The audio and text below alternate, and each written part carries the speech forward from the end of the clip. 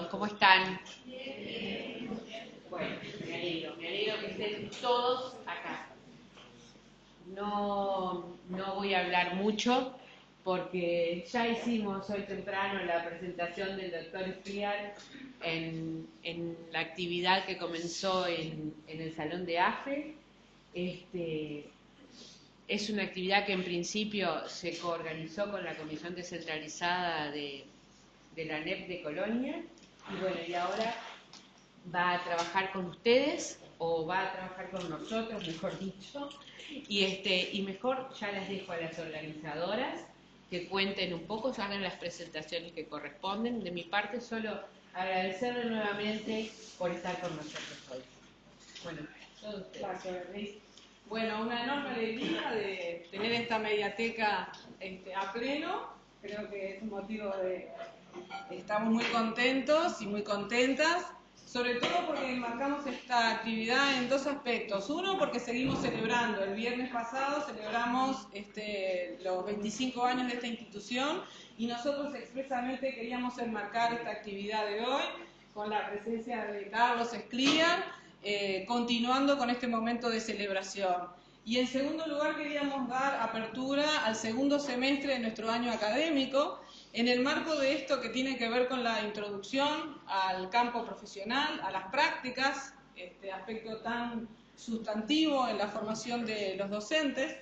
Y bueno, justamente quisimos que la actividad, si bien tenía el foco pensado en los estudiantes que recién están comenzando, nosotros arrancamos con todo esto desde el año pasado y por eso también extendimos la invitación a los estudiantes de segundo que ya están haciendo su práctica para poder contar un poquitito cómo es que nosotros nos empezamos a vincular con el pensamiento, con aquellos videos que recordarán muchos de los estudiantes del año pasado, que empezamos a incorporar en nuestro espacio de intercambio y de escucha en nuestras clases.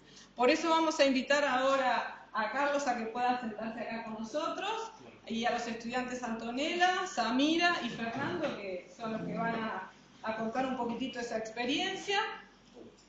Yo voy antes de darles la palabra, quería decirles para todos los aquí presentes quién es Carlos Espriar.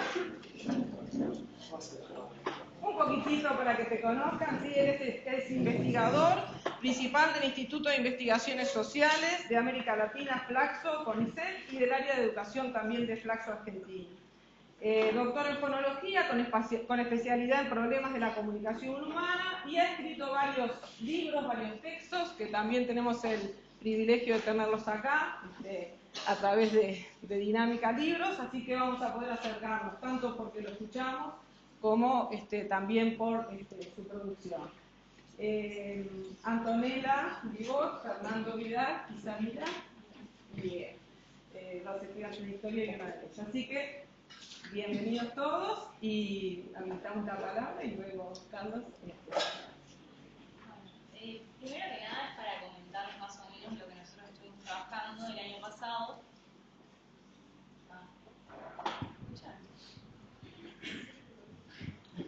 Yo soy el que no tanto como comentarles más o menos de lo que habíamos trabajado el año pasado en cuanto a la preparación previa que tuvimos para las visitas, que no sé si ya han ido a las instituciones acá desde el primero, no, todavía no, está. Bueno, fue como una preparación previa que tuvimos donde realizamos un análisis en cuanto al contexto de las distintas instituciones. También realizamos como un análisis crítico desde nuestra inocencia, en realidad, porque nosotros como que nunca tuvimos una preparación, ¿no? O sea, la mayoría venimos acá sin saber absolutamente nada, ¿no? Entonces, está, más bien desde la inocencia de bueno, qué esperábamos en cuanto a las instituciones y posteriormente también posterior a las visitas realizamos otras tareas donde ahí ya se vio que generalmente cuando se habla de educación se tiene como una concepción utópica, ¿no? De algo perfecto, pero fue como un choque de realidad para nosotros en sí, porque bueno, nos encontramos con una realidad totalmente distinta.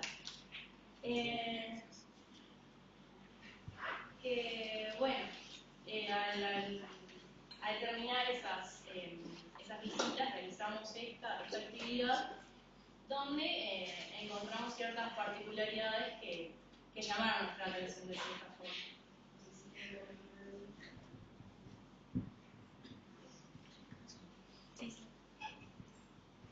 Bueno, yo le quería hablar un poco de la experiencia del año pasado. Nosotros vinimos sin tener mucha idea, en realidad, de lo que era la educación.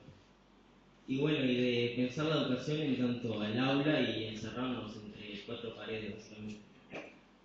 Investigar o hacer una indagación educativa nos ayudó a nosotros a pensar, a reflexionar y bueno, poner un pienso más grande de lo que es la educación y bueno, y proyectarnos también para una educación para el futuro.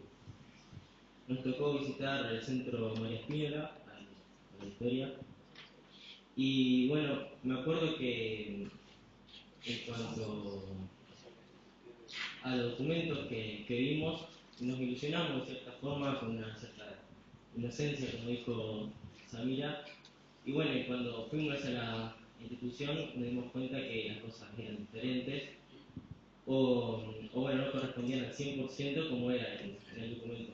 Evidentemente que era algo bueno, de que era nuestra primera vez yendo a un centro educativo desde otro punto de vista, porque bueno, el proceso que ustedes viven ahora en primero es como ese paso del ser estudiante de secundaria a ser un estudiante ya de nivel universitario, pero aparte estudiante de docencia. O sea, nosotros entramos este año, ustedes se están preparando para ser estudiantes de profesorado, de docencia, lo cual es un camino entre lo que no somos profesores, pero tampoco somos estudiantes. Entonces, bueno, ponerse el chip, cambiar el chip, bueno, lleva su proceso. Y me acuerdo que revisando el documento, el trabajo que estamos hablando, que hicimos el año pasado, bueno, le comenté a Antonella, le comenté a Juanita hoy, lo haría totalmente diferente al trabajo que hicimos. Y bueno, fue muy crítico, me acuerdo, con la discusión, incluso la ponencia que hicimos aquí, todos la criticamos demasiado, creo yo. Pero bueno, es parte de eso también, es parte de transitar, de aprender. Y bueno, es como el primer pasito justamente que ustedes están dando para bueno, verse inmersos en una institución. En ese sentido, los trabajos que nosotros hicimos tuvieron varias partes. Primero, como dijo Samira, antes de ir a la Espínola, nosotros insertamos lo que es la institución en un contexto específico. Y también con esto, ¿a qué queríamos llegar? A ver que una institución no escapa de su propio contexto, pero el contexto tampoco va a escapar de esa institución. Entonces fuimos a analizar cómo fluía la creación del el barrio en general, por ejemplo acá, o bueno, también otros grupos que analizaron la UTU o algún liceo. Entonces, bueno, darle la bienvenida a Carlos por venir y espero que puedan transitar todos primero el camino hacia la docencia con un gran éxito y que les guste esta parte que es muy linda.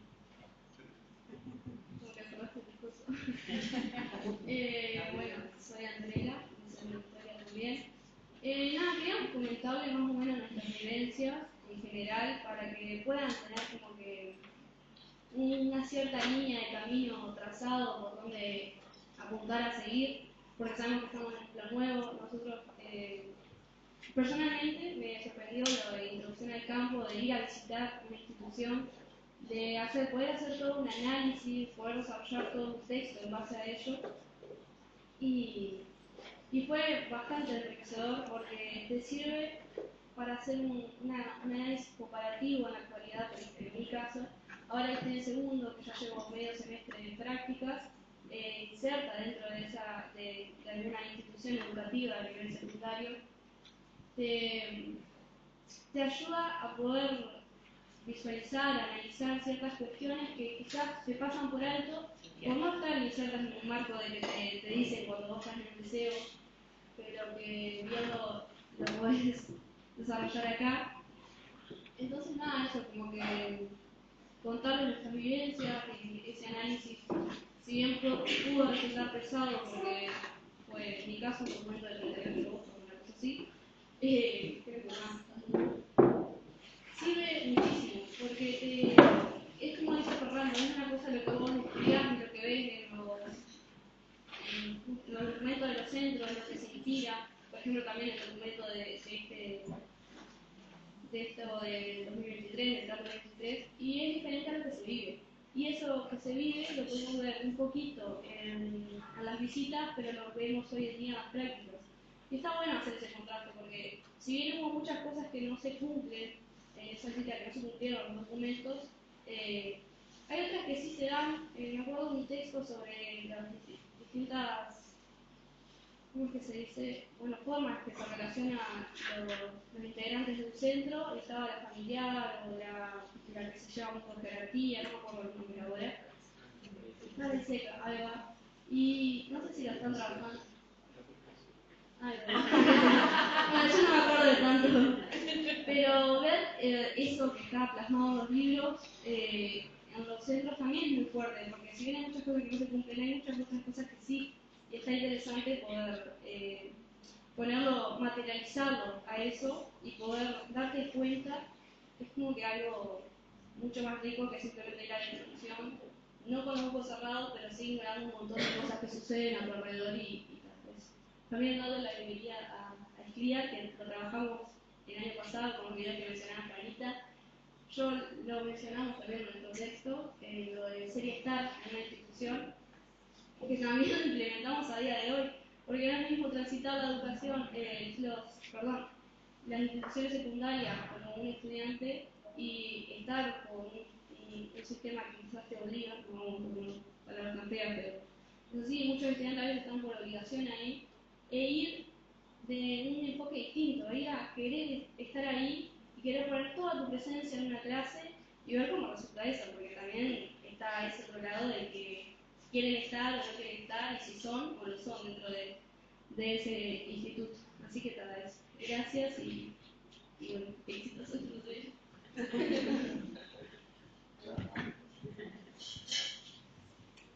Bueno, buenas tardes.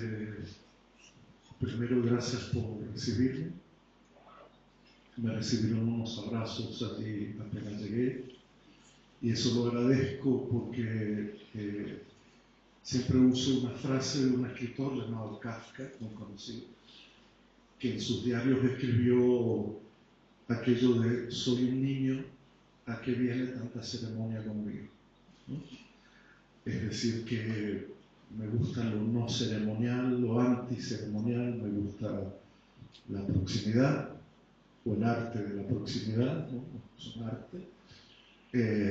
No me gustan los títulos y eso, que son más acumulación de los años que méritos o virtudes. Y bueno, y sobre todo agradecer a ustedes tres, porque, bueno, supongo que no debe ser fácil exponerse, no debe ser fácil elegir las palabras delante de compañeros. Lo han hecho muy bien, muy bien. Siento el temblor aquí de los tres cuerpos como un terremoto docente. Y gracias por lo que contaron, me ayuda, me sirve para entender qué puedo decir yo aquí. Ahora que, bueno, que vengo envejeciendo y ustedes están muy jóvenes, y entonces hay que tener un poquito de cuidado con las decepciones del mundo y la forma de transmitir una cierta belleza, ¿no? Al mismo tiempo. Eso para mí es muy curioso, porque adopté desde hace algunos años una idea de no renunciar a los ambos lugares del mundo. Uno es el de la humillación, el de ver cuánta gente hay humillada, cómo la educación ha producido humillaciones de mucha gente que se ha sentido, bueno, anónima, que nadie ha reparado en ellos, o que ha sido maltratada, o que ha sido burlada o violentada, también en la educación. Hay historias que las podemos llamar de humillación. Y el mundo de la belleza, porque renunciar a una de las dos siempre empequeñecer el mundo, ¿no? Y nuestra tarea consiste en multiplicar el mundo todo lo posible para no hacer de este mundo un único mundo, el mundo que se quiere imponer, el mundo más televisivo, el mundo más de pantalla, como único mundo posible, ¿no? Entonces recuerden un poco esta idea de sostener o recordar esos dos lados del mundo. Hay muchos más, pero uno diría, bueno, nosotros trabajamos con la humillación y trabajamos con la belleza, y olvidarse de alguna de las dos es reducir el mundo solo a la humillación o solo a la belleza, y creo que vale la pena sostener esta dualidad. Se agradece mucho en esos lugares donde no solo hay belleza, sino también hay cuidado de la gente, y se agradece mucho esos lugares donde además de cuidar a la gente, mostramos la belleza del mundo, la que va quedando, la que va quedando. Bueno, todo eso sirva como una torpe introducción a lo que quiero contar. Yo no sé cuánto tiempo dispongo, pero he pensado en algo así como 4 horitas. Porque no me aclaro con algunas ideas y siempre necesito tiempo. O sea, que es lo mejor que puede dar un profe es tiempo, ¿no? Tiempo para pensar, tiempo para leer, tiempo para escuchar. En un mundo que parece no tener tiempo, o en un mundo que te dice que no hay tiempo o que no hay tiempo que perder, soy partidario de pensar las instituciones educativas como ese lugar donde vamos a perder el tiempo. A perder el tiempo. ¿Qué quiero decir con esto? Que aquí tenemos tiempo. Que no puede ser que no tengamos tiempo en una institución formativa. Toda vez que he visto instituciones aceleradas, rápidas, urgentes, afectadas por la rapidez, por la inmediatez, me he dado cuenta de esa formación mezquina, ¿no? de que no somos generosos. Y la educación no solo está en un lugar, las instituciones, ¿no? También está en un tiempo. Entonces nunca olviden que el par lugar-tiempo define mucho más que todos los documentos, que todas las bibliografías, porque constituyen eso que llamamos la forma de la escuela, la forma de la universidad, la forma del instituto. Y la forma, más allá de discutir la función, que sí, que nos podemos dedicar horas enteras a discutir para qué sirve una escuela primaria, para qué sirve un jardín, para qué... Todo eso está muy bien, somos funcionalistas de alguna manera. Pero a mí lo que más me interesa es la forma. Las formas en que el lugar, y miro, ¿no? Miro Van Gogh aquí, y miro cómo están sentados, y miro si están cómodos, si la atmósfera es igualitaria, ¿sí? Y por otro lado el tiempo que tenemos. Queremos de verdad que los chicos se formen, pues damos tiempo para que eso se produzca. Como decía hoy a la mañana, queremos que los chicos lean, pues damos tiempo para que lean. ¿De qué otra manera? Pues algunos me dirán, no, hay que dar una biblioteca, hay que dar libros, sí, está claro. Pero si no damos tiempo para que eso pase, es un poco extraño nuestro deseo de que otros hagan algo y no darles tiempo para que lo hagan, ¿no? Igual en el jardín, cuando decimos queremos que los chicos jueguen, bueno, hay que dar tiempo para que jueguen, que pinten, bueno, hay que dar tiempo para que pinten. Les voy a contar algunas historias para matizar esto que estoy diciendo y después voy a entrar en el tema concreto, el tema que me planteé, el tema que les propuse. Aquí en el país vecino del Paraguay hay una escuela muy rara. Para entrar a la escuela hay que pasar por el atelier de un artista que donó todo su terreno de atrás para que sea una escuela pública en una ciudad llamada Areguá, que es la ciudad de los artesanos, ¿no? Entonces uno espera que en esa escuela, en su tiempo y en su lugar, haya una relación con la ciudad, con lo que esa ciudad tiene de tradición, de memoria, de acción, de práctica. Entonces no me imagino una escuela que forme buscadores de litio en Areguá, ¿no? Uno esperaría una escuela de artesanos, de artesanas, y además la palabra artesana a mí me parece muy ligado a nuestra actividad. Ya voy a explicar por qué. Pero en esa escuela pasé una mañana maravillosa y me quedé mirando a un chico que muy temprano, a las 8 de la mañana, había decidido que esa mañana le iba a pintar. Y entonces, muy tempranito, eligió su caballete, sus pinturas, su papel, y empezó a recorrer la escuela, a buscar un lugar donde apoyar todo y pintar. Bueno, ningún lugar lo satisfacía, ninguno. Apoyaba, pero no sé, algo lo tapaba o no era lo que él quería, recogía todo y se iba a otro lugar. En el medio se quedaba charlando con algún profe, con algún compañero, y yo estaba con algunos maestros, inspectores y tal, y notaba la ansiedad, ¿no? A ver cuándo pinta.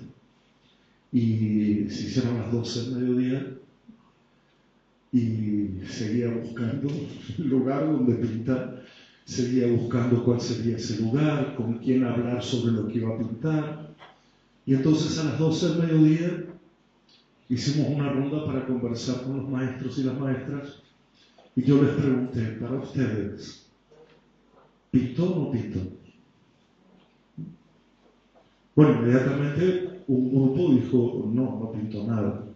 Y lo decía con una cierta desazón, porque no había pintado, no había producido, no había llegado a ese clímax final, ¿no? Y además no tenía nada para mostrar. Cosa horrible en la educación, no tener un producto final. A veces parece que es mejor hacer unos ceniceros horribles como hacíamos en nuestra época, que obligaba a nuestros padres a fumar. Yo me acuerdo que hice uno que no tenía para apoyar la colilla del cigarrillo, o sea que era peor todavía de lo que... Pero bueno, la idea entonces era hay que lograr, ¿no? Algo, hay que llegar al objetivo aunque tengamos media horita. Y entonces alguien dijo, no, para mí estuvo en la pintura. No pintó, pero estuvo en la pintura, que es muy interesante, ¿no? Uno puede decir, no leí, pero estuve en la lectura, porque alguien leyó alrededor, o porque hablamos de libros, entonces no leí, pero estuve en la lectura. Y yo estaba totalmente de acuerdo con la idea que había pintado, que había buscado una dirección, que había buscado una perspectiva, que había manipulado los objetos de pintura, que había charlado sobre pintar, y qué más pintar que todo eso, donde por ahí lo que termina pintando es una casita con una nube y la chimenea de esa que no sé dónde la sacamos. El sol arriba, una nube, un árbol todo feo, todo fuera de dimensiones, ¿no? Cuando hacemos, qué sé yo, una persona delante de una casa que está más grande que la casa, un árbol más chiquito, no sé. Entonces, fíjense qué interesante que se le dio tiempo y estábamos seguros que al otro día, un mes después, cuando él quisiera, cuando la actividad se lo demandara, seguramente iba a pintar con mejores posibilidades porque había tenido tiempo para pensar la pintura, sentir la pintura.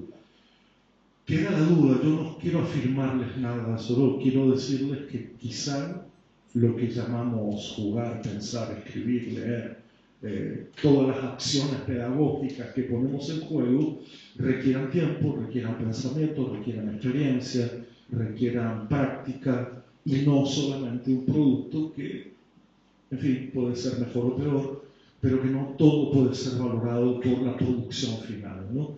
En eso estamos también en los sistemas educativos, que metemos todo en un examen, metemos todo en una evaluación, lo tenemos que hacer, pero siempre tenemos la sensación de que el proceso quizás no pasó por ahí, ¿no? De que hay algo más, de que lo podríamos haber hecho de otra manera, de que quizás con más tiempo, con más lectura, sin tanta presión, lo hubiéramos hecho distinto. La sensación existe en todos los niveles educativos. Entonces, está claro que se han naturalizado unas ciertas formas de tiempo y lugar. El lugar llamado escuela, universidad, son lugares que han sido muy sagrados, y con eso quiero decir que han sido poco permeables a que los profanemos un poco, a que los modifiquemos, a que los cambiemos. Han sido muy sagrados. Uno va a veces a ciertas instituciones y dice, no toques nada, no toques nada, porque está el peso de la historia, o está el peso de la modernidad, y tampoco se puede tocar. Las nuevas escuelas loft, las nuevas escuelas que aparecen ahí como modernas, como empresariales, tienen también ese rasgo que mejor no tiren el papelito al piso. Entonces, como lugares han sido muy sagradas y ahora estamos en un tiempo largo de profanación, no sabemos muy bien en qué queremos convertir las instituciones, pero como tiempos todavía no estamos haciendo lo que creo que tendríamos que hacer, que repito, es dar tiempo en una época que no te da tiempo, ni en las grandes ciudades ni en las pequeñas ciudades. Antes era un problema de las grandes ciudades, pero ahora ha pasado a ser un problema universal. Y lo vimos, por ejemplo, acá mismo en el Uruguay, en Carmelo, cuando me reuní hace unos años con 22 directores de escuelas de arte, que todos planteaban lo mismo: qué pena no tener más tiempo, qué pena no tener otra relación con el tiempo. Y de ahí propusimos una idea de relación con el tiempo infantil. Y ahí vuelvo al tema de la infancia, porque eso está en el principio de todo. Esta es una época que le ha quitado a los niños y a las niñas la infancia, y esta es una época que le ha quitado a la humanidad entera las posibilidades de todavía ser infancia. Voy a empezar por ahí, si me permiten, porque creo que es uno de los grandes nudos que hoy nos afecta. Pienso, creo, siento que la escuela está al principio de todo para darle infancia a la niñez. Esto parece un contrasentido, ¿no? Estoy repitiendo niñez e infancia de una manera muy rara, ¿no te parece? ¿Sí? Gracias. Después hablamos. Porque la experiencia infantil en la niñez puede ocurrir o puede no ocurrir. Y cuando digo experiencia infantil, digo la experiencia de tener tiempo. La mejor definición que encontré de infancia me la dijo un escritor mozambiqueño cuando dijo: infancia es cuando todavía no es demasiado tarde. Vamos de nuevo. Infancia es cuando todavía no es. Fíjense qué rara definición. Hay algo que es cuando todavía no es. Infancia es cuando todavía no es demasiado tarde. Pensémoslo en nuestras vidas, en nuestra experiencia. Cuando abandonamos, cuando dejamos de lado ciertas cosas, porque sentimos que ya es demasiado tarde. Y eso está pasando a edades cada vez más tempranas, donde ya parece que no hay tiempo para tal cosa, que hay que tomarse la vida en serio, el mundo en serio. Y entonces, el primer propósito de una escuela es darle o devolverle a ese tiempo cronológico llamado niñez otra experiencia del tiempo llamado infancia. A los griegos les gustaba usar infancia de una manera muy particular, porque infancia quiere decir el no lenguaje o no habla, o la falta de lenguaje o la falta de habla, literalmente. Pero nos gusta revolver esa definición y decir: quizás infancia sea el que no habla lo que ya fue hablado, el que no dice lo que ya fue dicho, y por extensión el que no piensa lo que ya fue pensado o cómo fue pensado, o el que dice algo que fue dicho pero de otra manera, el que todavía puede decir algo que no haya sido dicho, el que todavía puede pensar algo que no haya sido pensado, ¿sí? Dicho así, vean la relación entre una niñez que tiene infancia o no la tiene por las circunstancias de la vida. ¿Ah? Nosotros estamos en un continente, en una región, donde en las últimas décadas gran parte de la niñez no ha tenido infancia. Ha tenido que trabajar, o ha sido masacrada, o nace con muchas dificultades, o tiene hambre, o no tiene escuela. Esa niñez necesita infancia, es lo primero que tenemos que hacer. Y esta discusión es una discusión que viene de lejísimo del tiempo. ¿Qué es la educación? ¿Tiempo libre o tiempo ocupado? Es una pregunta que se necesita responder con urgencia. ¿A qué vamos? ¿A la escuela, a la universidad, a los profesorados? ¿A trabajar, a tener el tiempo completamente ocupado, a no tener tiempo? ¿O por el contrario, lo que define una institución educativa es tener tiempo? Es que siempre doy vueltas sobre lo mismo. Porque la infancia es tener tiempo, es cuando todavía tenemos tiempo. Es cuando nos parece, tenemos la sensación de que hay tiempo por delante, de que no todo se muere enseguida. En una época muy efímera, en una época que hace de todo nacimiento, muerte, ¿no? Nacimiento, muerte. ¿Y por qué me parece interesante esta idea? Porque si nacemos, en gran medida nuestra población de niños sin tener la posibilidad de infancia, la humanidad está yendo hacia ese lugar oscuro, sin infancia, sin tiempo. La humanidad es esa humanidad de la guerra, la humanidad es esa del saqueo, del extractivismo, del patriarcado, del machismo y de todo lo que sabemos que hoy compone nuestra época. ¿Es la solución tener infancia? Yo creo que sí. Yo creo que sí. Pero, repito, no es estar siendo niño, es estar teniendo infancia. Niños dejamos de ser. Pero infancia podemos tener toda la vida. Toda la vida. Cada vez que sentimos que no importa cuánto tiempo pasó, cada vez que estamos en un presente que tiene sentido para nosotros y que no es cronológico, sino que tiene que ver con la intensidad, con el instante, es cuando estamos teniendo una relación infantil con el tiempo.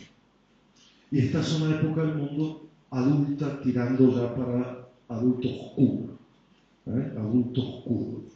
Hemos adultizado el mundo de una manera voraz, absolutamente voraz. Les voy a contar las cuatro discusiones que tengo con la época y que tienen un reflejo muy fuerte en la educación. ¿Cómo he llegado a eso? Bueno, no es estudiando solito, en un escritorio, con mis libros.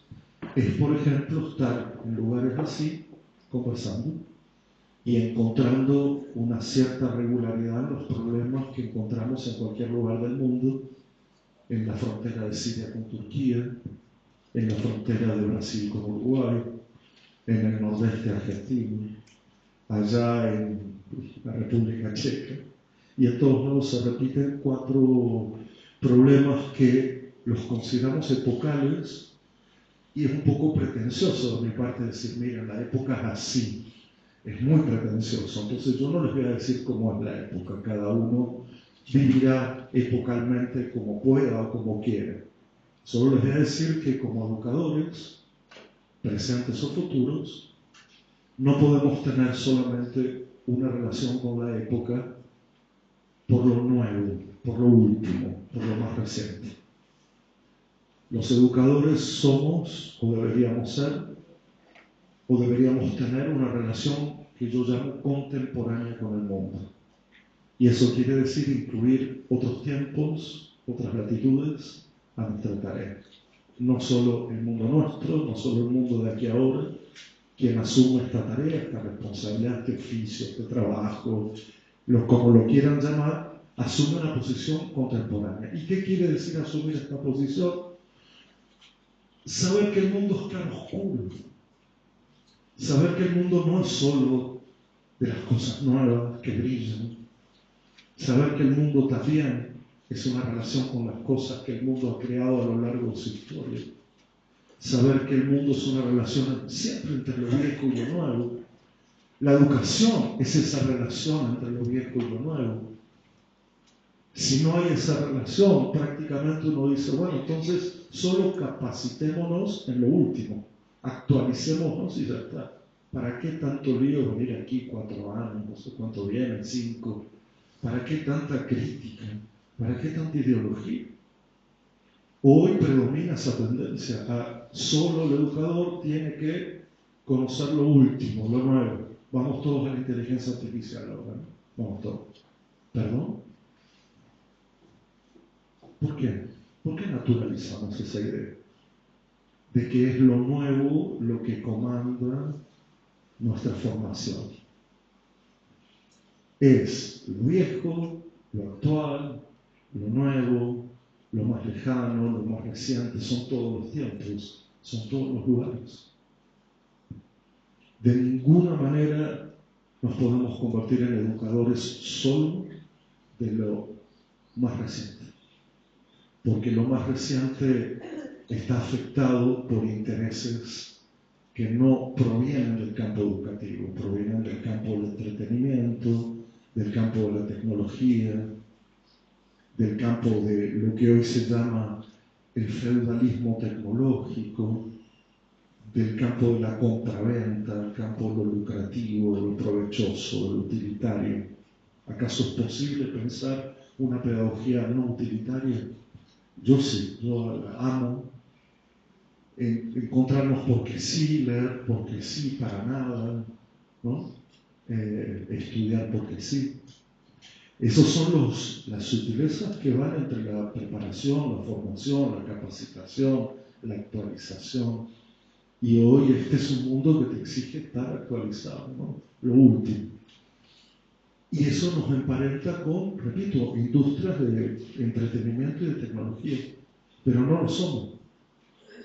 Entonces, la pregunta cabal, honesta, sincera, que cabe en cualquier centro de formación es preguntarse qué relación vamos a tener con la época que nos toca vivir.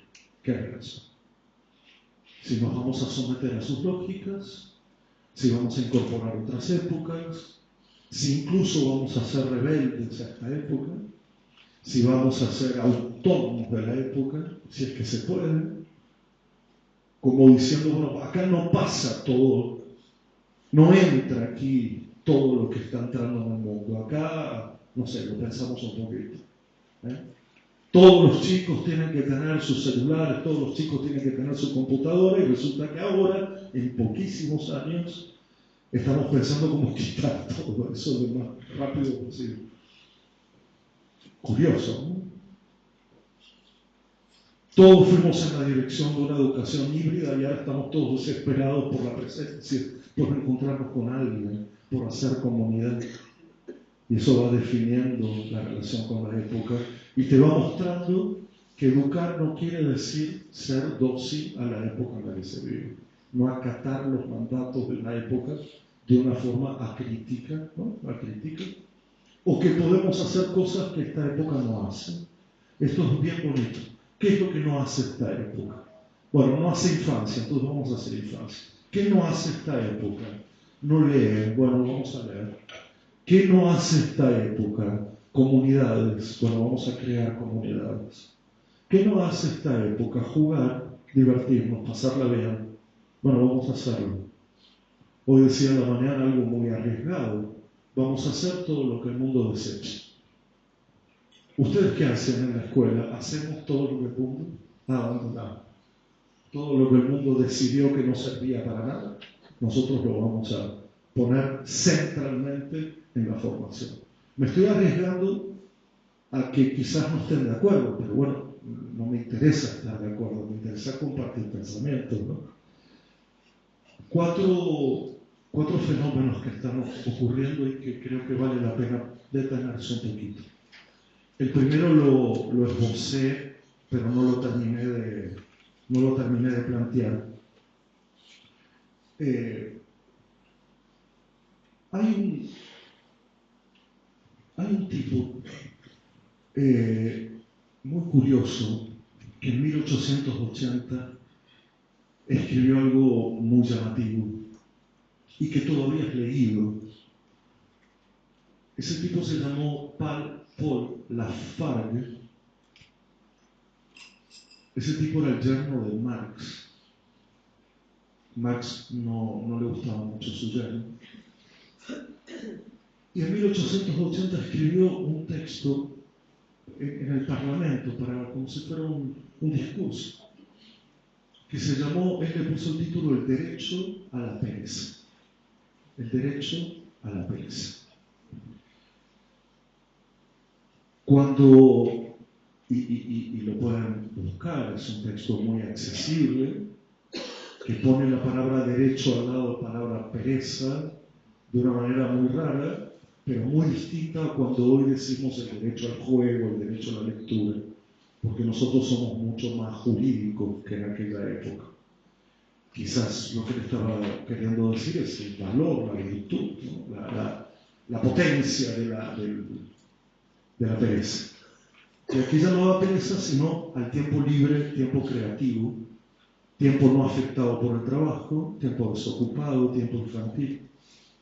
En una época que justamente, piensen ustedes, 1880, era la época de la industrialización masiva, una época en la cual la gente trabajaba 15 horas promedio en las fábricas, en condiciones deplorables.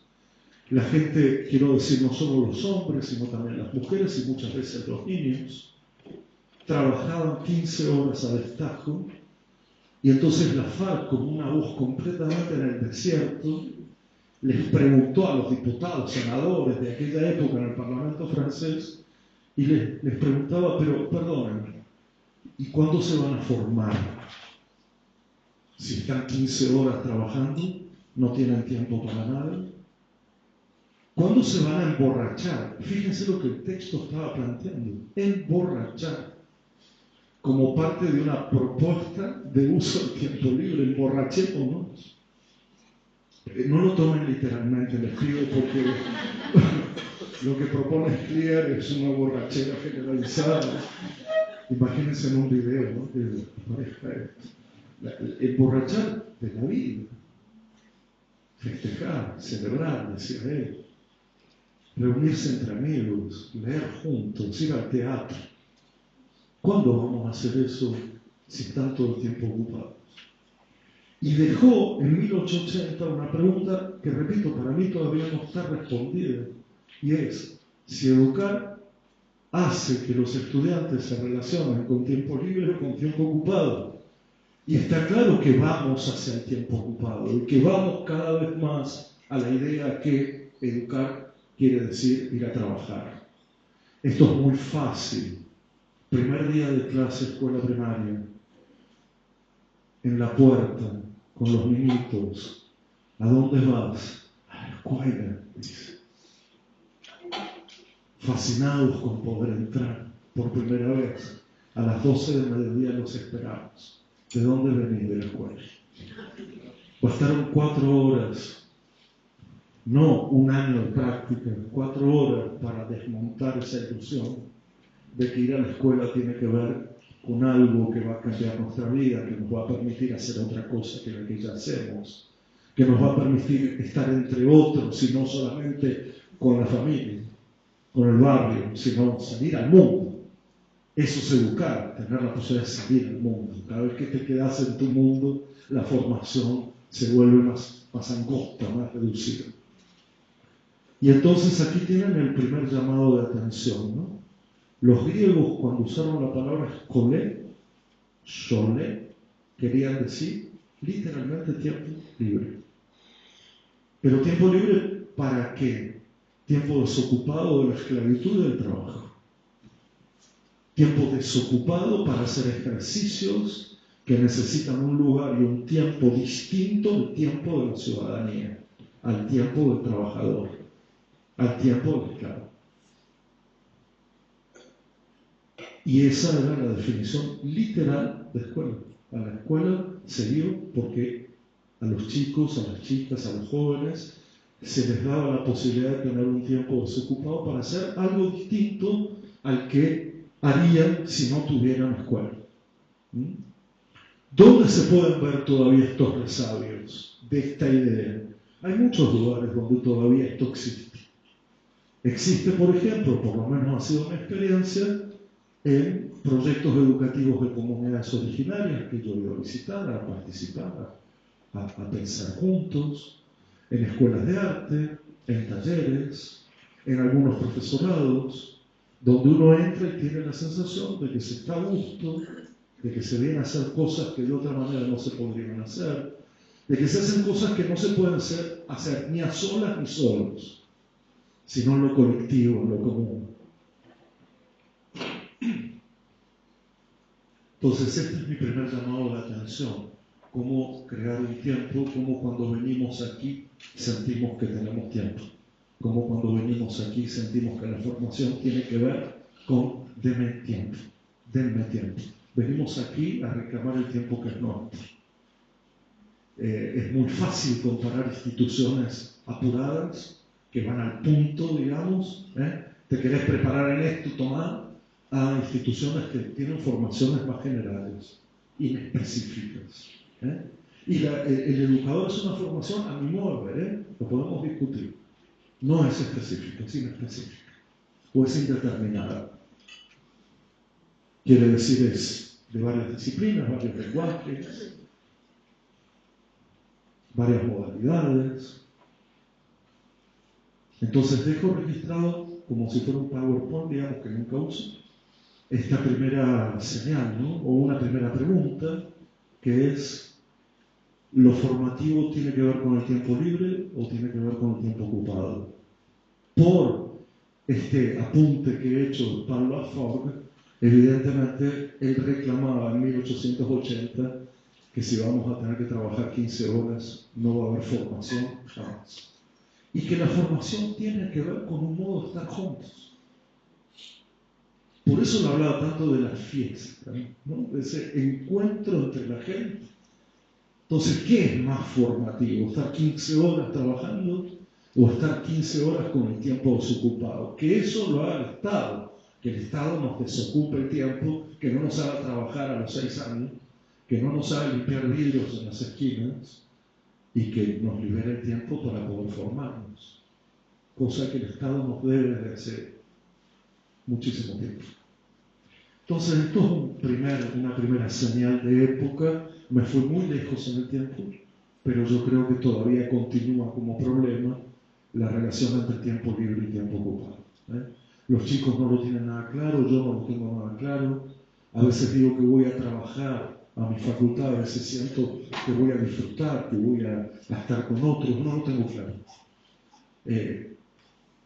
Pero intuyo que el tiempo desocupado es más formativo que el tiempo ocupado. Y es más que una intuición. Vamos a la segunda. Así además, cuando un profe dice que hay 4 elementos y ya va por la segunda, ustedes creen que va por la mitad, que falta un poquito menos. Pero no, van a ver que me voy a enterrar cada vez más. Ustedes me dicen, o si me quedo solo ya me daré cuenta, pero ustedes me dicen cómo andamos de tiempo, ¿verdad? Lo segundo me viene un poquito más cerca en el tiempo, y les quiero presentar ahora a una mujer sensacional, una de las primeras filósofas de la educación, ¿no? Que se llamó María Zambrano. María Zambrano es una mujer española, pero que vivió exiliada en México, en Cuba, durante la Guerra Civil Española. Tiene textos asombrosos, muy femeninos. No puedo decir feministas porque no era la época, digamos, todavía, pero muy femeninos sobre la educación. Y María Zambrano tiene un texto sorprendente, absolutamente sorprendente, que publicó en el año 1968, donde titula algo rarísimo. Ella lo titula como la condición infrahumana del hombre. llama la atención. Es un libro que tiene textos de 2 paginitas cada texto, como si fuera un blog, que en aquella época no existía. Y María Zambrano dice lo siguiente: tengo miedo, me preocupa que toda nuestra formación esté yendo para lograr conseguir una condición infrahumana de nuestra especie. ¿Y a qué se refería? A 2 síntomas de su época que todavía son síntomas y mucho más marcados en nuestra época. O sea que ella fue derrotada de alguna manera por el mundo, pero lo alertaba allá cuando todavía no había internet, no había redes sociales, no había pantalla, no había celular. Miren lo que decía. Decía, 1, la condición infrahumana es cuando creemos que todo conocimiento tiene que ser utilitario. Que todo conocimiento tiene que tener una utilidad, un provecho, tiene que servir.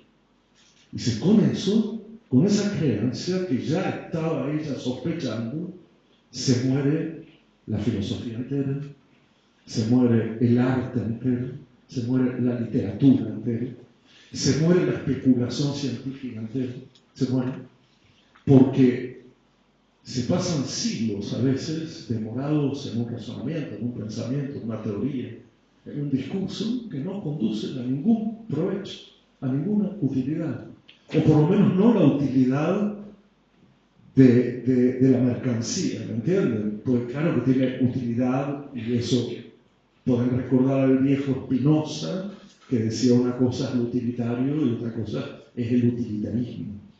Habló del siglo XVI, imagínense. Entonces, ¿a dónde van a parar todas las reflexiones de las matemáticas que no tienen ningún producto, todas las especulaciones de la física, la astronomía, todo el arte, toda la literatura, si el conocimiento debe tener una utilidad? Y es interesante porque te plantea la duda de ¿para qué conocemos? Hoy está muy claro que lo que queremos es conocer rápido ir al grano, ¿eh? Y que lo que queremos es conocer en términos de información. ¿Cuánto demora el buque de Buenos Aires a Colonia? Y aguantarte a partir de ahí que te llenen tus dispositivos de respuestas a preguntas que nunca hiciste. Que cuánto cuesta un café, un chivito en Colonia, yo nunca les pregunté, pero me viene toda la información. Te aparece cuando haces una pregunta, sonaste hoy, porque te empiezan a acechar de todos lados las industrias queriéndote vender más cosas. Entonces fíjense que no terminamos de preguntar nada y ya nos aparecen cientos de respuestas a preguntas que no hemos hecho o que hemos formulado solo parcialmente. Ahora, desprender el conocimiento de su utilitarismo es gran parte de la tarea formativa. Es gran parte de la tarea. Miren, hay una novela en la cual el personaje principal es un profe de historia que todos los días tiene que aguantar la pregunta de sus estudiantes, que son 2 preguntas que son terribles. ¿Y esto para qué sirve? ¿Y esto qué tiene que ver conmigo? No sé si las conocen estas preguntas, ¿no? A veces parece que uno va a la universidad y pide que las cosas le sirvan a uno y que lo que le presenten tenga que ver con su mundo. Entonces, ese profesor quiere argumentar, quiere decirle a los estudiantes, bueno, fíjense, y empieza y tal, nadie le da pelota, y al otro día lo mismo. Hoy vamos a hablar de los mayas y los aztecas. ¿Y esto para qué sirve? Y esto que tiene que ver conmigo. Veo que se sienten identificados. Bueno, en un momento de la novela, este profe cansado, absolutamente cansado, encuentra la respuesta justa. Y entonces espera con paciencia que vuelvan a preguntarle, ¿y esto para qué sirve? ¿Y esto qué tiene que ver conmigo? Y ahí dice, esta es mi oportunidad. ¿Esto para qué sirve? Que te quede claro, para nada. Y que haya cosas que no sirvan para nada en un mundo utilitario, pero que al mismo tiempo, de tan utilitario, está secando la tierra, la está matando, la está maltratando, es mucho decir. Que algo no sirve, no tiene una utilidad inmediata, no la puedo monetizar. en época de Instagramers y YouTubers que todo se monetiza. No me puedo. Lo que sé no se puede monetizar, no se concreta en moneda. Vale porque sí. Vale porque sí. Tiene valor intrínseco, no extrínseco. Y cuando le preguntaron, ¿y esto qué tiene que ver conmigo? Esta es mi oportunidad. Nada. No tiene nada que ver contigo acá. Justamente por eso te lo enseño, porque no tiene que ver contigo. Porque si tuviera que ver con vos, no hay nada para contar. Si tengo que pensar todo lo que te tengo para decir va a tener que ver contigo, pues esa conversación no tiene ninguna gracia. Justamente vamos al cine, leemos una novela, leemos un libro teórico porque no tiene que ver con nosotros. No tiene que ver con nosotros. Una educación que solo mire lo que tiene que ver con uno y que sirva para algo es lo que vemos actualmente en muchas formaciones. En muchas formaciones.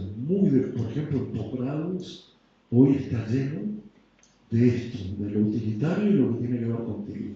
Casi una especie de atención al cliente, ¿no? Del servicio al cliente, donde el cliente siempre va a tener la razón. Explíqueme algo que tenga que ver conmigo y que me sirva a mí. Bueno, la educación en ese sentido yo prefiero decir bien lo contrario. Esto que hacemos no sirve para nada. Si servir quiere decir monetizar, lucrar, aprovecharse individualmente, ser individualista, y no tiene que ver con mi mundo. Formarse quiere decir que no tenga coincidencia ni transparencia con mi mundo. Y lo otro que dice María Zambrano en 1968 es que no podemos entender el progreso solo entendido tecnológicamente. Y fíjense cuándo lo está diciendo. En el año 68. Está diciendo, tengo miedo de que solo se vea el progreso de la humanidad medido en términos tecnológicos.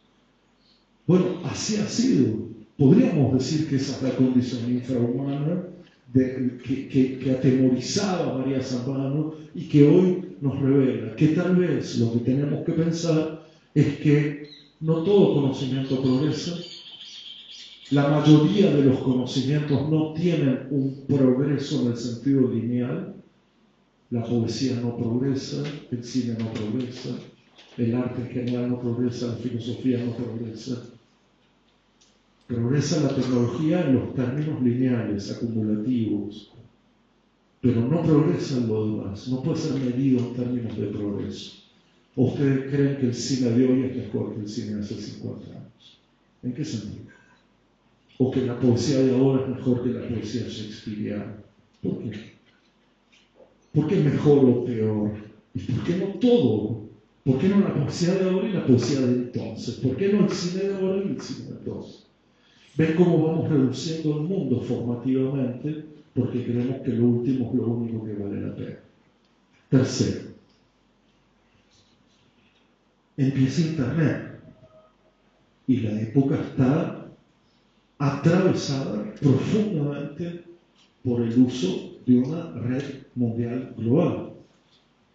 Primero entendida como sistema de vigilancia del ejército norteamericano, después entendida como un mecanismo económico y actualmente entendido como un mecanismo financiero. Internet tiene algunas aristas interesantes, pero les voy a mencionar una en particular que tiene también un autor que ha leído en su momento los peligros de una red global de comunicación. Un autor llamado Paulo Virilio, que en un libro cuyo título es Estética de la Desaparición, menciona otra vez dos peligros de aquella época, que es la muerte, pero anunciada previamente.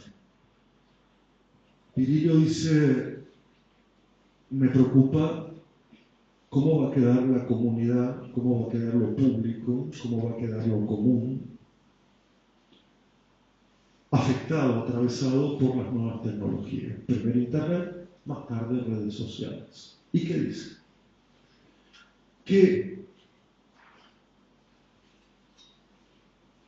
estas redes y estas tecnologías producen un impacto tal que son capaces de separar, abismar el tiempo del lugar. ¿Qué quiere decir esto?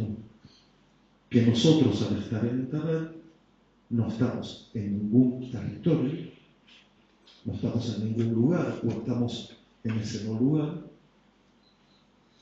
y estamos en un ahora permanente. Ahora permanente. Es una relación con el tiempo de ahoras. Me voy con el celu y estoy ahora haciendo algo, pero no estoy en un lugar, o el lugar es intrascendente. ¿Y cuál es la pregunta que se hacía Virilio entonces? Dice, si no hay una reunión entre tiempo y lugar, ¿cómo hacemos comunidad? ¿Se puede hacer comunidad sin un lugar común? ¿Qué pasa cuando no tenemos territorio compartido? Porque compartimos el tiempo, estamos todos conectados, digamos, pero sin lugar. Y la pregunta que él se hacía en el año 98 es, ¿se debilitarán las comunidades o habrá más comunidades gracias a la tecnología? Y lo que está claro es que desde el punto de vista de lo público se ha erosionado terriblemente la idea de comunidad. Se ha debilitado por la segunda razón que él comenta a seguir, que es que estamos mucho más pendientes de lo lejano que de lo cercano. Él lo dice de una manera muy particular, ¿no? Dice, estamos más cerca de lo que está lejos y más lejos de lo que está cerca. ¿Cómo es eso? Bueno, porque sabemos que hubo un tsunami no sé dónde, que hubo un japonés que no sé cuánto, eso lo sabemos. Pero somos muy indiferentes a lo que está al lado.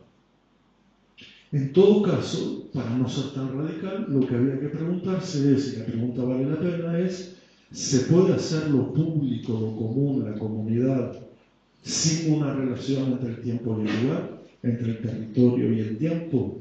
Segundo, ¿se puede hacer comunidad estando atentos a lo lejano y no a lo cercano? Creo que son preguntas válidas. Formativamente, esa relación con lo cercano te permite asumir responsabilidades, tomar decisiones, ser solidario, ser generoso, lo que forma parte del educador. Ahora, cuando somos indiferentes a lo que pasa al lado nuestro, porque estamos pendientes de lo que pasa en cualquier otro lugar, y es difícil como modelo de formación. Y voy a lo último, y noto una cierta alegría en ustedes cuando dije que voy a lo último, pero esto me va a llevar hora y media, 2 horas. Mentira. Porque quiero abrir también la conversación y no quiero monologar solamente. El cuarto elemento tiene que ver con nuestra relación con el futuro, el presente y el pasado. Hay alguien, un filósofo de apellido completamente difícil y de nombre simple, que se llama Sloterdijk, es un alemán vivo, que es de nuestra época, nuestro tiempo, es actual, escribe mucho, no escribe corto, y está enojado con el otro filósofo de esta época, que es el coreano-alemán Byung-Chul Han, que escribe más chiquitito, más abreviado, que es más de esta época, que ha entendido cómo dirigirse a un público más joven, que ha tratado de acercar la filosofía, no alejarla, es lo que nos aleja, porque la verdad no se entiende nada. Y como no se entiende nada, yo lo he seguido leyendo porque no lo entiendo. O sea, porque yo a Byung-Chul Han le entiendo todo, pero a este tipo no lo entiendo nada. Y eso es motivo suficiente para tratar de entender, para ver qué quiere decir. Hay algo que él dice que me ha llamado mucho la atención. Claro, en un libro de 700 páginas intragable, pero hay una partecita que creo haber entendido, donde él comenta 2 cosas muy raras. Dice, la primera, voy a describir a partir de ahora las figuras de la formación que nuestro mundo ha tenido desde su nacimiento. ¿No? Voy a describir, voy a hacer el arco, él la llama la acrobacia, la hipérbole formativa de nuestra especie humana desde que somos comunidad hasta ahora.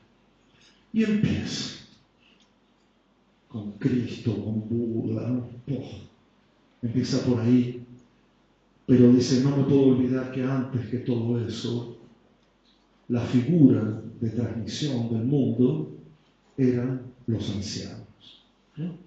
Él pone esa figura, que es una figura griega, es la figura de la presbitocracia, que es el poder de los ancianos, el gobierno de los ancianos, y dice, fíjense que ahí había dos cosas bien interesantes.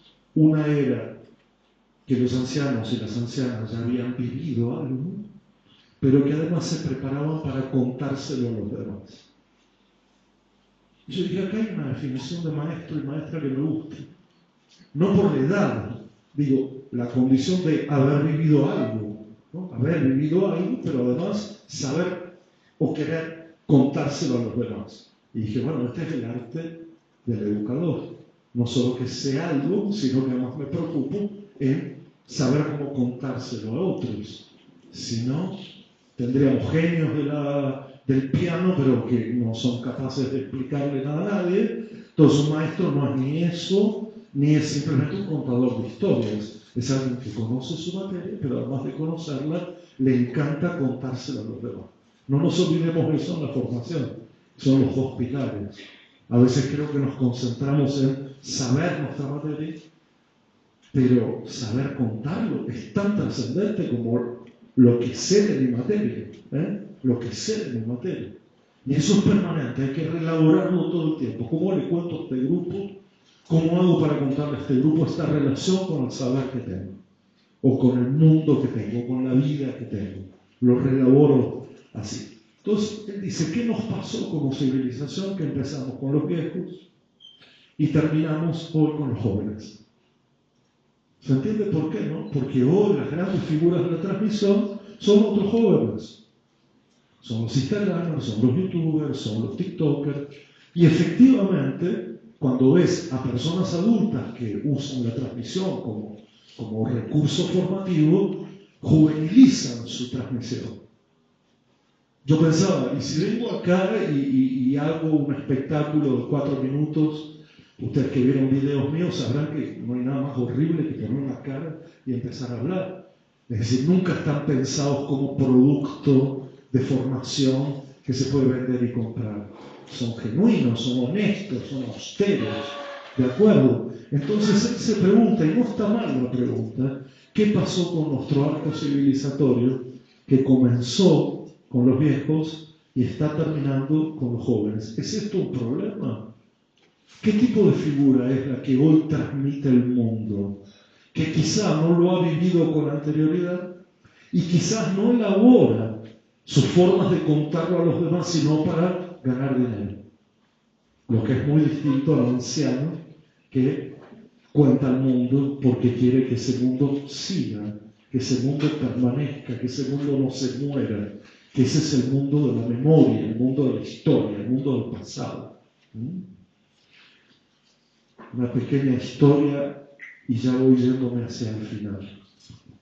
Hablando de esto, hace no mucho tiempo, ¿se acuerdan cuando en el final de la pandemia había muchas voces que se alzaron para decir que la escuela, tal como la conocíamos, de algún modo había muerto, o de algún modo ese era su final, y que íbamos para una escuela totalmente distinta?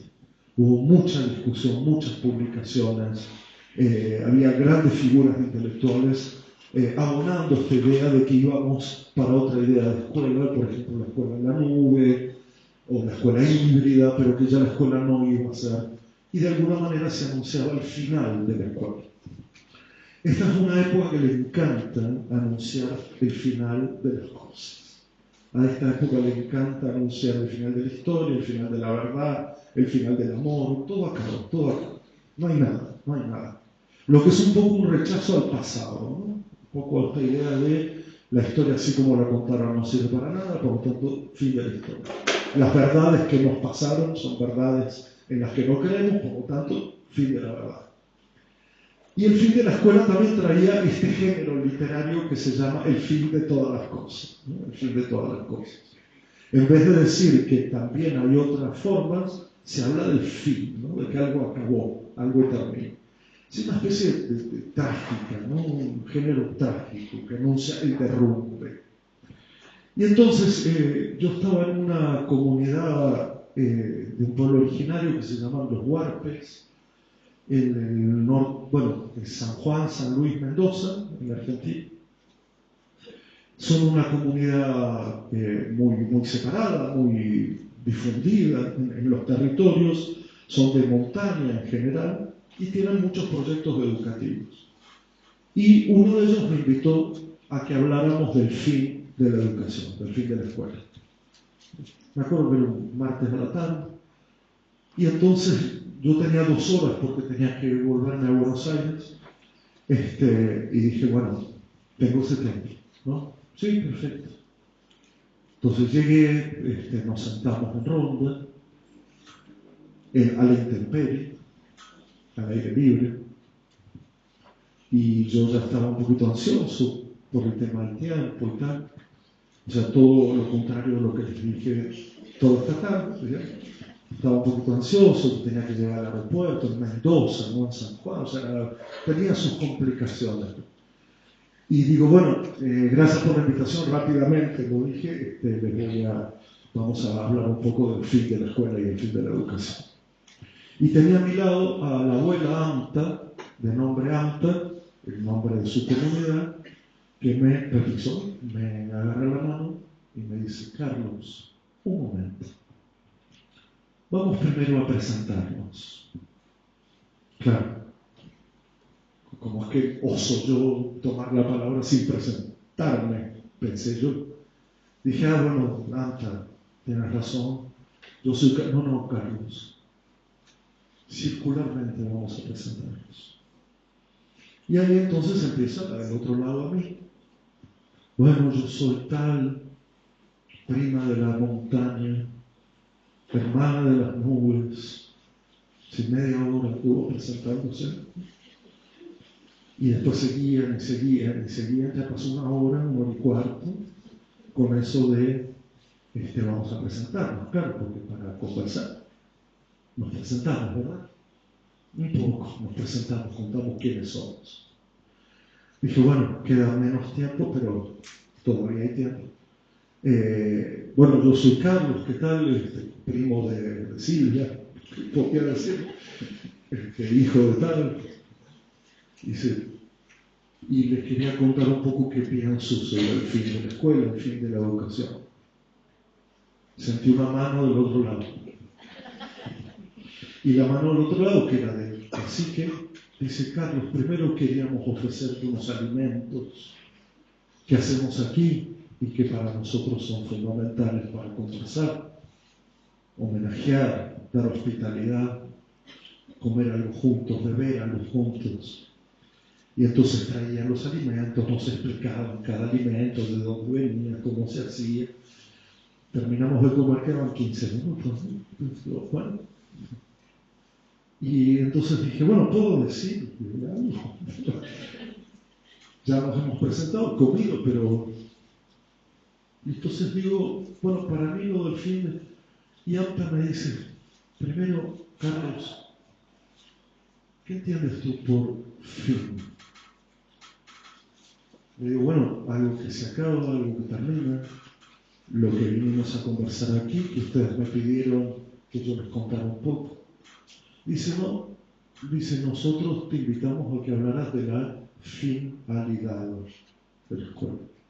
Para nosotros nada termina, nada acaba, todo renace, todo tiene un lugar en el mundo, todo cabe, y lo que queríamos era hablar de la finalidad, no del fin.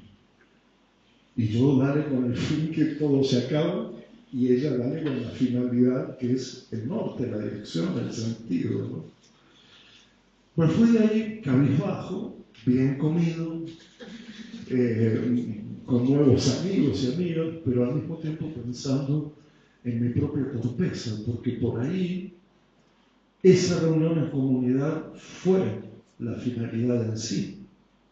Es decir, eso era sentarse a hablar de lo educativo, presentarnos, decir de dónde venimos, a dónde vamos, qué queremos, cuál es nuestro deseo. Y esto forma parte de una larga tradición. Uno se incorpora a una larga tradición, no la interrumpe, no la corta, no la desmerece, no la subestima, no la desvaloriza.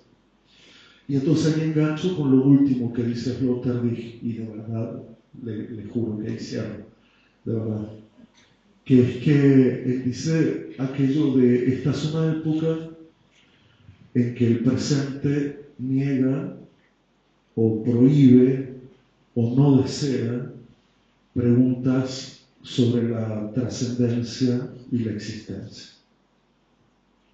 El presente se ha vuelto intrascendente e inexistente, de alguna manera insoportable, de alguna manera no sabemos vivir en el presente, de alguna manera el presente nos está costando un horror, no podemos habitar el presente porque o no le encontramos sentido, o porque el pasado ya no nos dice nada, o porque el futuro nos dice todo antes de que podamos escucharlo. Y él lo dice de esta manera, ¿no? Dice, el futuro es el que, a diferencia de otras épocas, está comandando todos los tiempos de este mundo. Porque el futuro está prometiendo respuestas, porque el futuro está prometiendo innovación, porque el futuro está prometiendo que va a resolver lo que no se resuelve en el presente. Pero ahí se cometen dos asesinatos. Dos.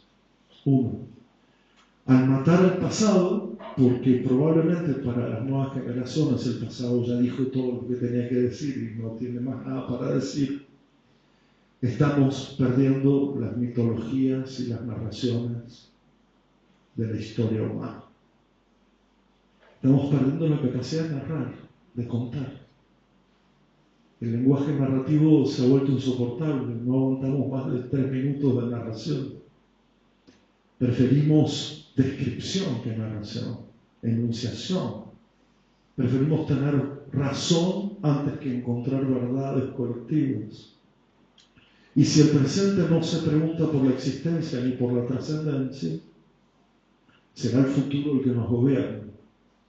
Y nosotros no somos dueños de nuestro futuro. El futuro está hoy en manos de quienes han inventado este futuro, que es el que consumimos a diario, ¿no? Consumimos a diario el futuro permanentemente, quizás como un modo de salirnos de un presente insoportable y quizás como un modo de no escuchar o de desoír al pasado.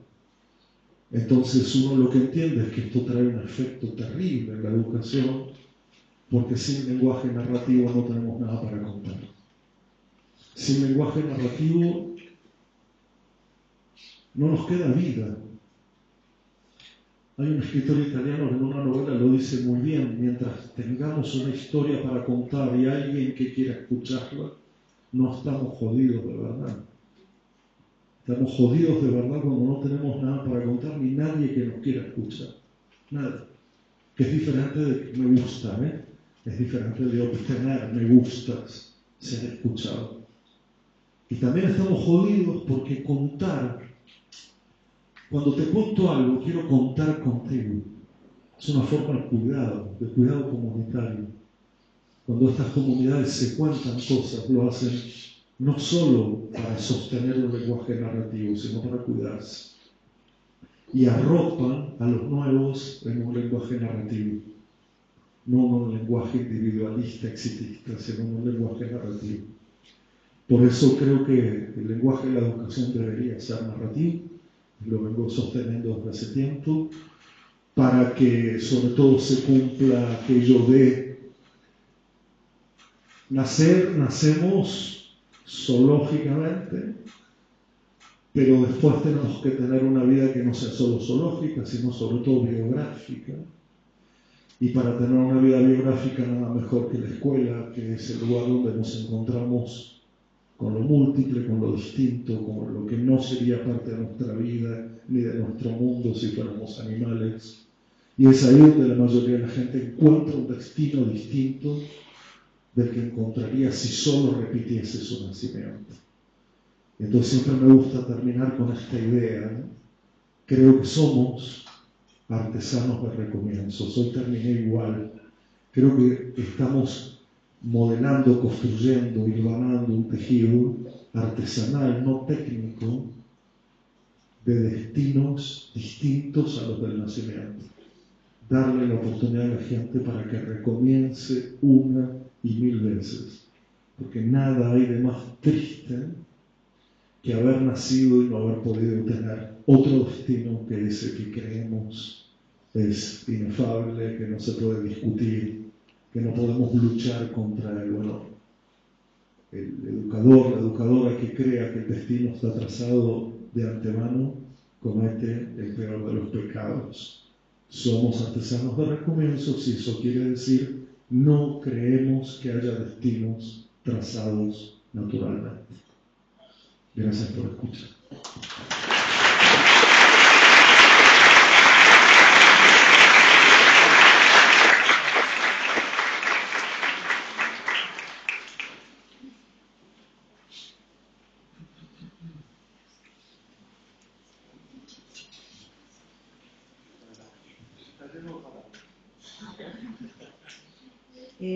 Bueno, ahora abrimos un poquito si quieren hacer alguna consulta, preguntar, compartir alguna cuestión.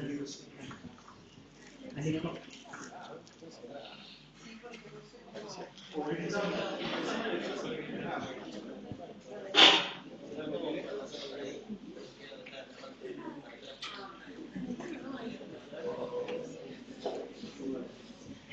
Hola, Alejo, un gusto.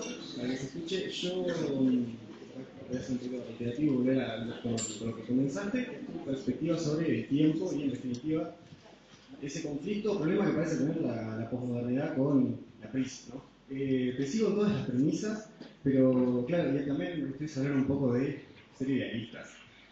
Y bueno, siendo terrenal, entiendo que hay, bueno, yo los comparto con ustedes, fechas de entrega, horarios que hay que respetar, y en definitiva, a mí me gusta mucho una frase, quizás es un poco mi filosofía de vida, de que hay tiempo para todo.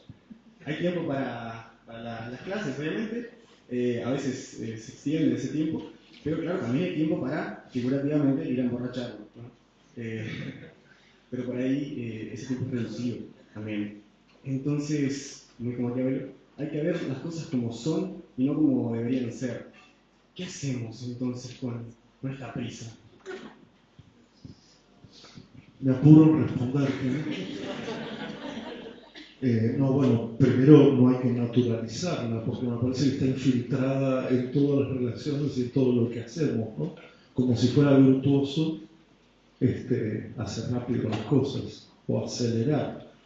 Alguien habló que esta es la época de la hamsterización de la vida, ¿no?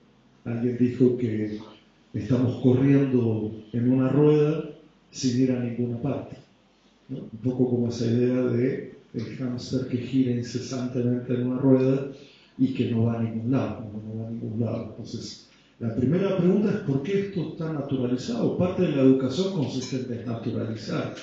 Yo veo la figura de un educador como el que no naturaliza, sino desnaturaliza como parte de nuestra tarea, parte de nuestra tarea. Desnaturalizar quiere decir entender cómo una idea, un atributo, una cualidad de una época se ha vuelto natural cuando no lo es un artificio. Digamos, para alguien, para algunos, ha servido esta idea de acelerar, pero eso no quiere decir que sea natural.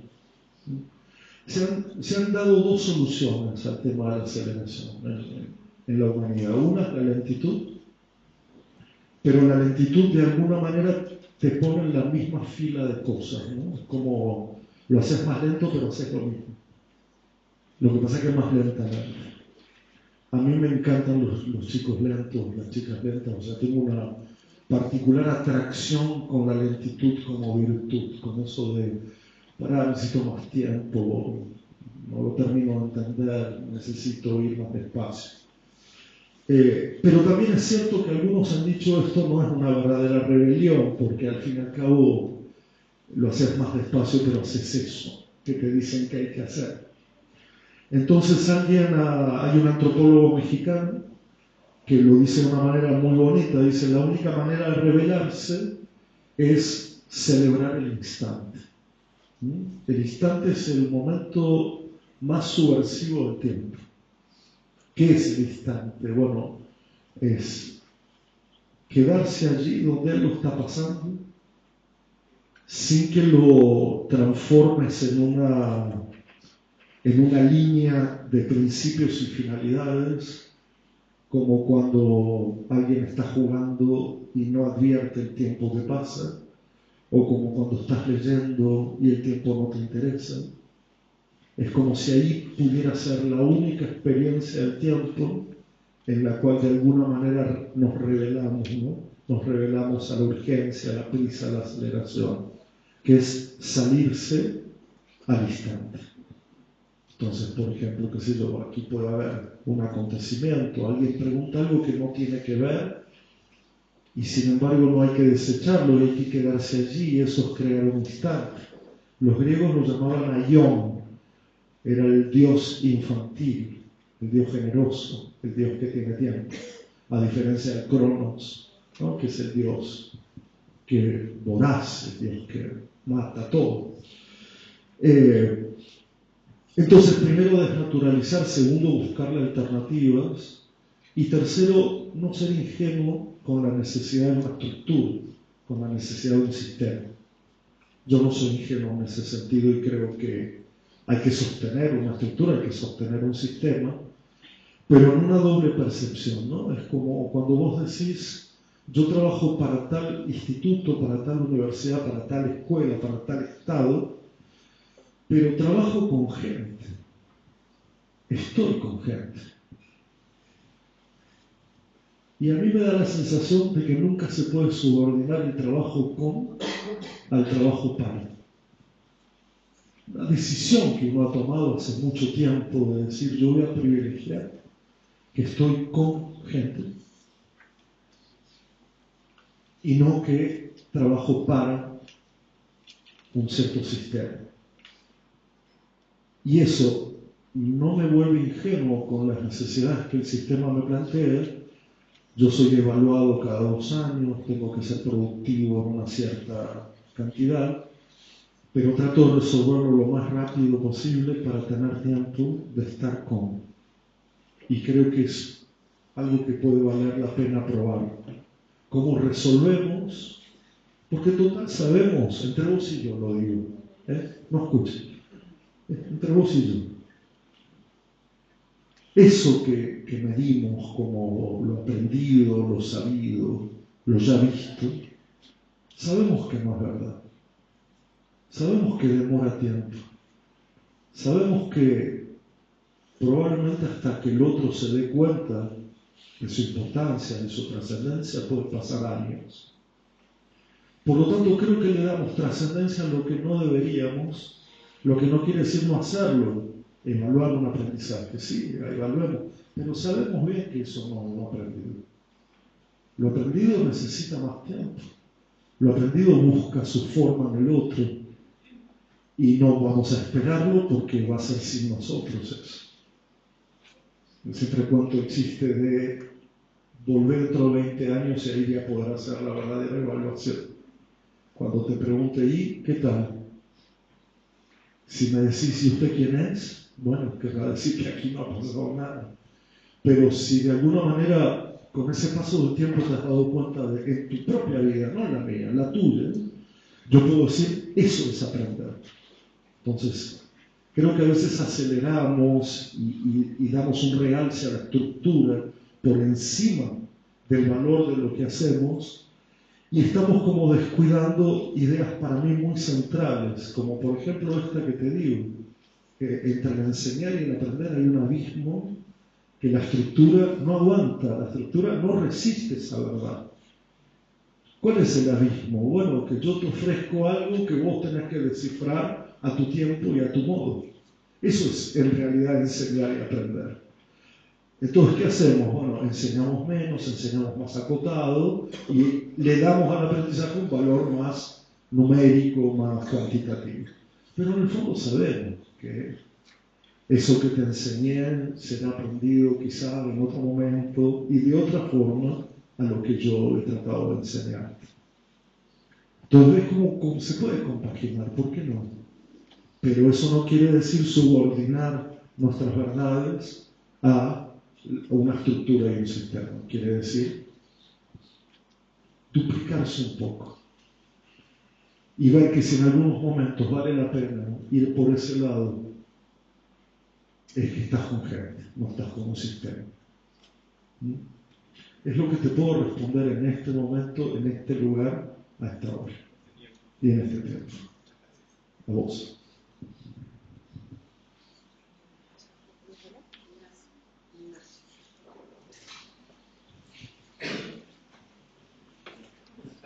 Buenas tardes.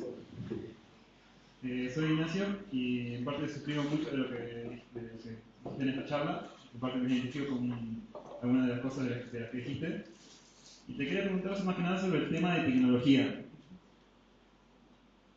Hay autores que mencionan que la llegada de las nuevas tecnologías, de la informática, supuso un quiebre en el modo de educar y en el propio modo de crear conocimiento. Lo que te quería preguntar es más o menos qué opinas de esto, de cómo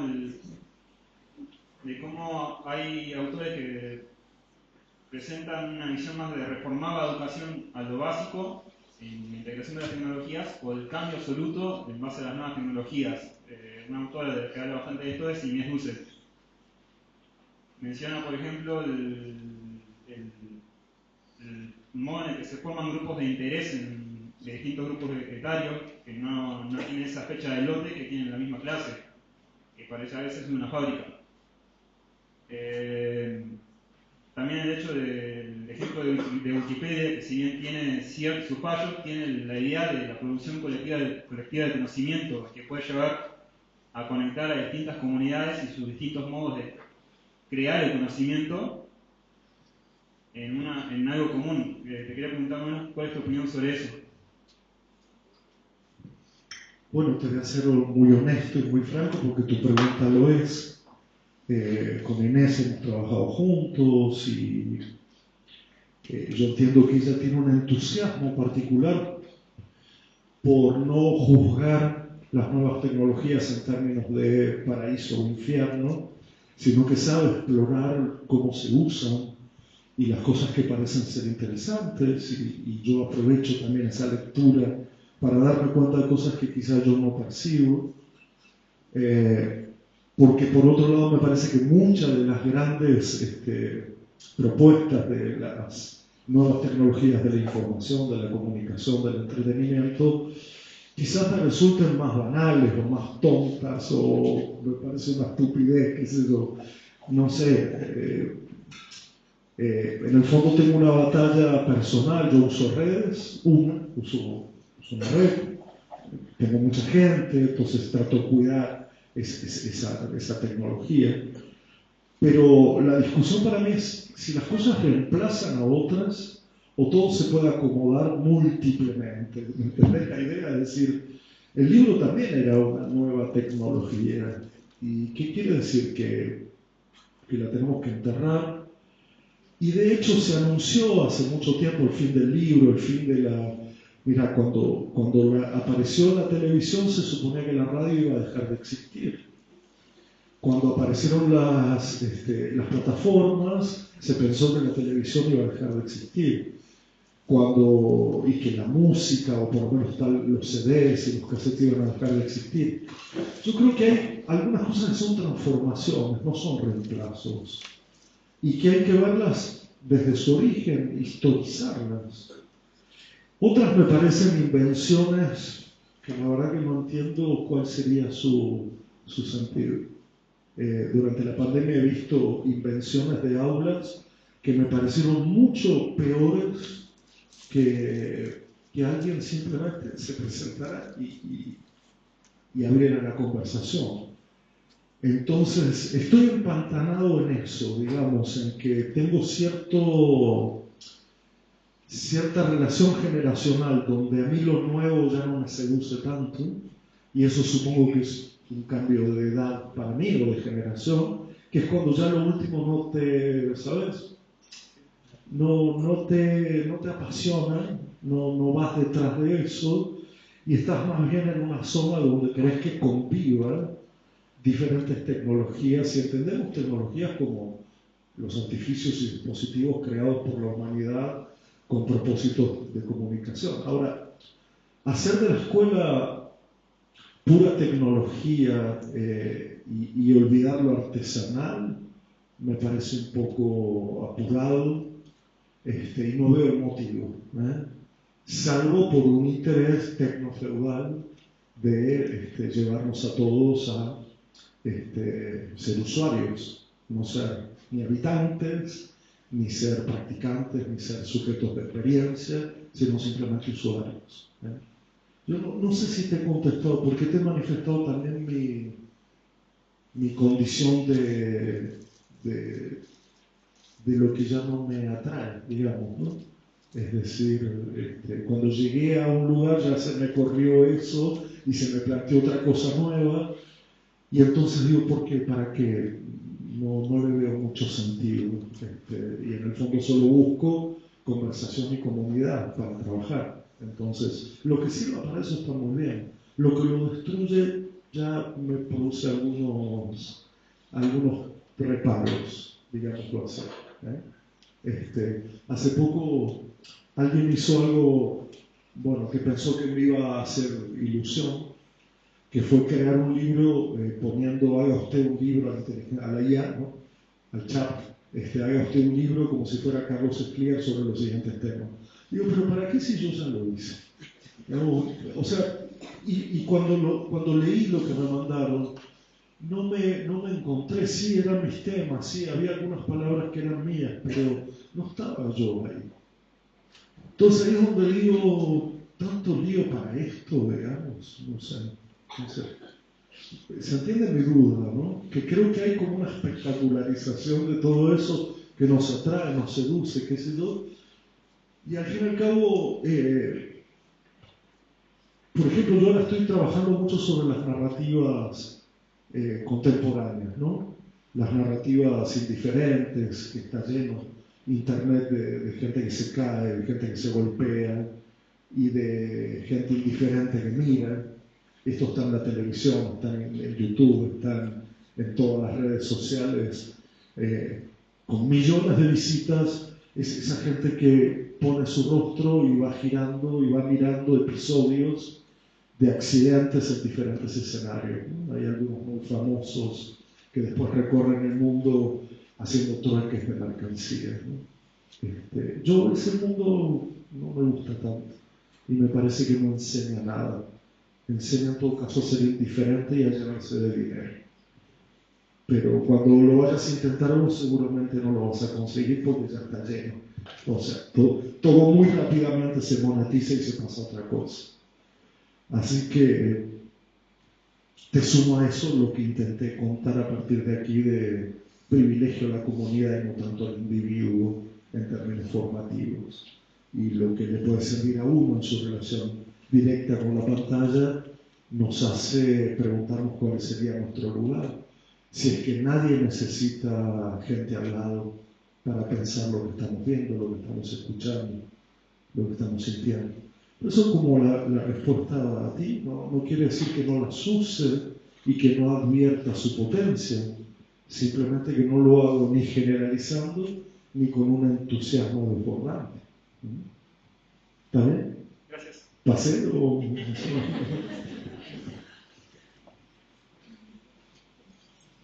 ¿Todavía alguien más que quiera hacer algún comentario, reflexión? Sí, Ana. Sí, ¿querés pasar acá si el micrófono se te escucha bien?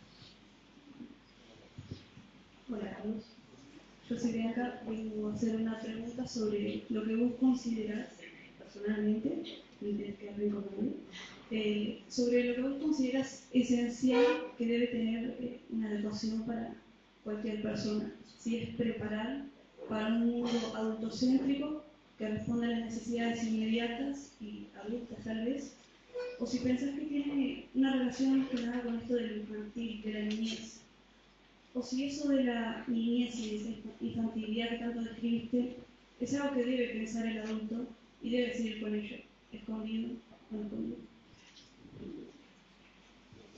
Bueno, gracias. Creo que vos misma planteaste el dilema muy claramente. Desde que empecé aquí, nombré lo infantil no en términos de infantilización, sino como una gran virtud de lo humano, ¿no? La curiosidad, el cuidado, la experimentación, la amistad, la compañía, el conocimiento, el arte, la invención. Hay algo muy hermoso que dijo alguna vez Virginia Woolf, cuando en su trágica vida dijo: daría toda mi vida por volver a tener 5 minutos en el regazo de mi abuela y escucharla cantar nuevamente. Pero en la línea siguiente dice: eso es imposible, volver es imposible, porque lo que es imposible es repetir la atmósfera de la niñez. No hay modo de repetirla siendo adultos. Y entonces yo prefiero una frase más rara que se expresa así: creo que tenemos que madurar hacia la infancia. Es rarísima esta idea, ¿no? Porque se supone que tenemos que madurar hacia la adultez. Pero a esta adultez que ha construido este mundo que está en riesgo, no le doy el crédito, ¿sabes? Y siento que de verdad humanizarse o neo-humanizarse querrá decir dar infancia, hacer infancia, tener infancia. Lo adulto lo llevaría más al campo de las responsabilidades, de la ética. Lo adulto lo llevaría a ese plano más del cuidado de otros, ¿no? Del amor a otros, pero siempre en un escenario de lo infantil como protagonista de lo que hacemos y por qué lo hacemos, o por qué no importa por qué lo hacemos, ¿no? Ser menos graves en ese asunto. Entonces mi respuesta sí es yo nunca quiero quedar bien, además nada de lo que hago es para agradar a la gente, de verdad te lo digo. Yo no quiero agradar o desagradar, lo que quiero es contar una verdad plural que he escuchado a lo largo de mi vida y que la trato de componer en términos de transmisión. Y creo que a este mundo le hace falta mucha más infancia de la que tiene, sí, sin duda. ¿Está bien? Gracias.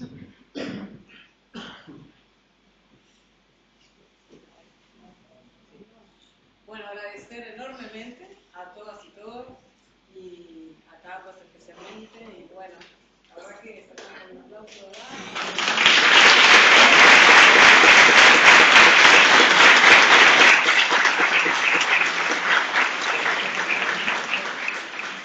Estamos pensando muchas cosas, viendo muchas cosas.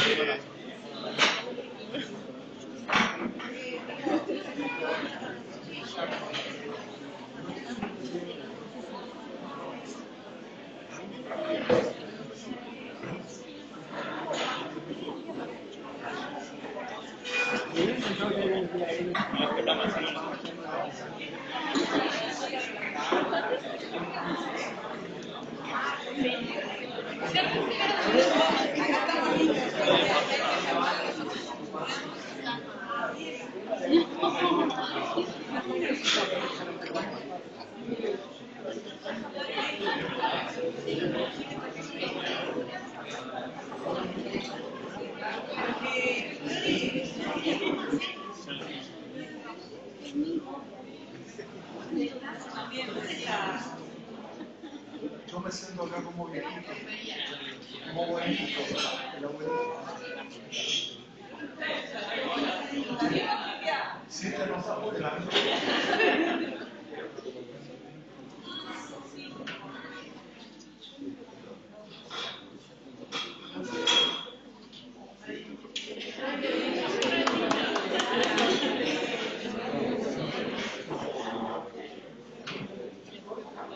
Sí, señor.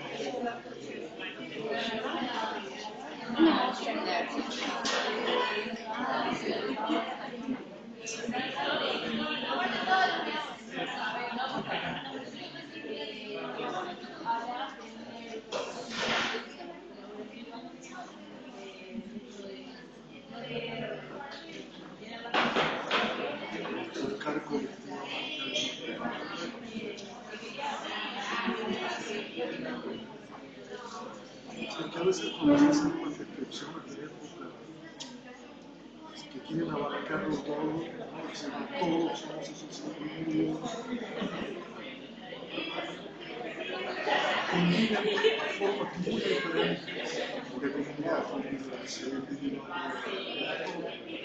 De tal manera que lo que queremos hacer es la formación de todos, y todo lo que es muy forma mucho más el diagnóstico centrado de que dice las sociedades de hoy son como si te acabo de contarte los cuartos y digan, ok, porque son niños, pero yo te podría hablar de miles no, te quiero decir, muchas formas distintas de vivir el campo,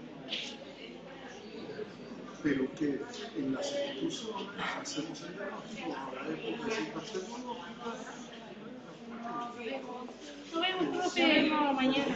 Porque hay muchas cosas que se hacen cuando Nos vemos. cuando una se adopta, ¿por qué decimos que nace? Nace de un mundo de privilegio, de la comunicación, es una unidad y eso es comunitario también, y eso es formativo. Pero creo que hay que decir muy bien. No falamos una imagen de individuo, de sociedad, es eso. Lo digo creo que el gesto es muy difícil. Nunca puedo decir, bueno, mundos de teléfono, porque hay muchos mundos. El que dice que el mundo sí existe, no solo soberbios, sino un poco publicar que conviven a la verdad.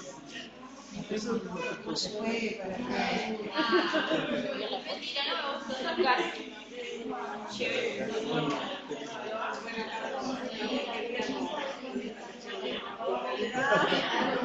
Vamos a presentarlo primero. Sí, me encantó eso.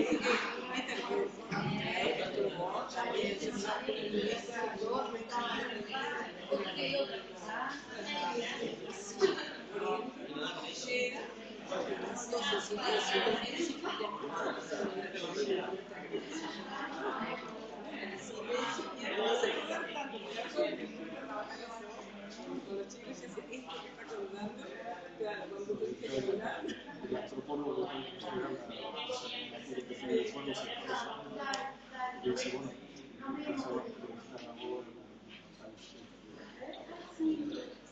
Dice, pero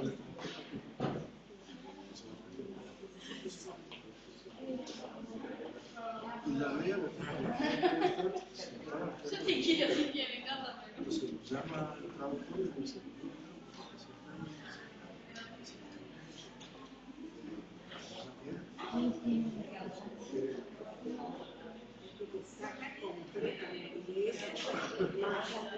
Bueno, entonces ahí...